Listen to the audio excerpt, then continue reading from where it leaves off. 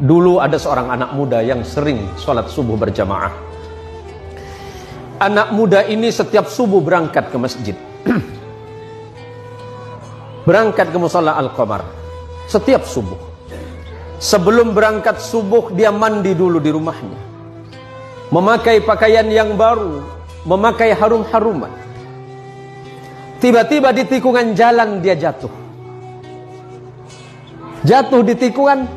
Apakah dia tidak melanjutkan perjalanan? Dia pulang ke rumahnya, mandi lagi, pakai baju baru lagi, memakai harum-haruman lagi, berangkat lagi ke masjid. Untuk kedua kalinya anak muda ini terjatuh di tempat yang sama. Apakah anak muda ini putus asa? Tidak. Anak muda ini balik lagi ke rumahnya. Dia berganti pakaian baru, mandi, berpakaian baru, dan pakai harum-haruman lagi. Dan ketiga kalinya dia berada di tikungan jalan di tempat dia jatuh semula, dari pertama dan kedua kali, tiba-tiba ada orang tua yang sedang memegang lampu. Orang tua ini bertanya kepada anak muda ini, "Wahai anak muda, kamu mau kemana?" "Saya mau ke masjid, Pak. Saya mau sholat subuh." "Iya, dari tadi saya melihatmu dari jauh, engkau jatuh. Tapi setelah itu engkau pulang lagi, kemudian kembali lagi, jatuh lagi, dan kemudian engkau pulang lagi untuk yang ketiga kalinya. Jadi bagaimana, Pak? Takutnya kamu jatuh, saya antarkan kamu ke masjid." Diantarkan oleh orang tua ini pakai lampu tadi. Sesampainya di depan masjid, sesampainya di depan musalla Al-Qamar, anggap Al-Qamar. Sesampai di depan musalla, orang ini bertanya, "Anak muda, apakah kamu masih mau sholat?" "Iya, Pak." "Apakah Bapak mau sholat dengan saya?" "Tidak." "Kenapa Bapak nggak mau sholat, cuma mengantarkan saya?" "Iya, karena memang tugas saya hanya ingin mengantarkanmu ke masjid ini." "Bapak kenapa nggak mau sholat?" Orang ini berkata, "Karena aku adalah syaitan." "Kenapa, Pak? Kok bisa?" "Iya. Hei anak muda, kamu tahu tidak yang menjatuhkanmu 1 kali dan 2 kali itu siapa? Itu saya."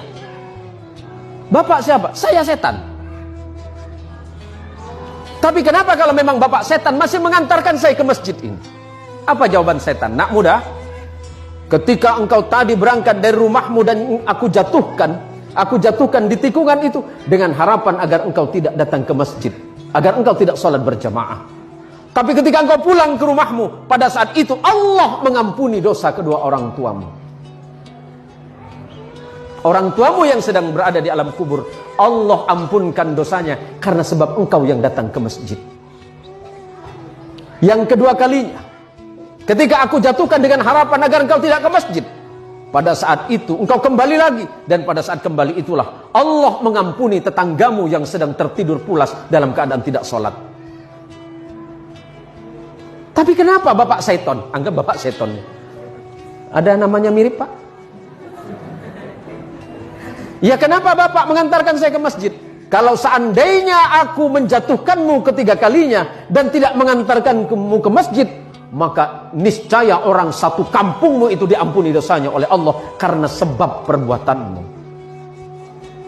Masya Allah, anak muda yang datang ke masjid, anak muda yang datang ke musalla, apalagi kemudian datang ke musalla sebelum waktunya sholat, dia memperdengarkan adzannya, orang lain kemudian terbangun. Pada saat itulah Allah merasa sedang jatuh cinta kepadamu, wahai anak muda.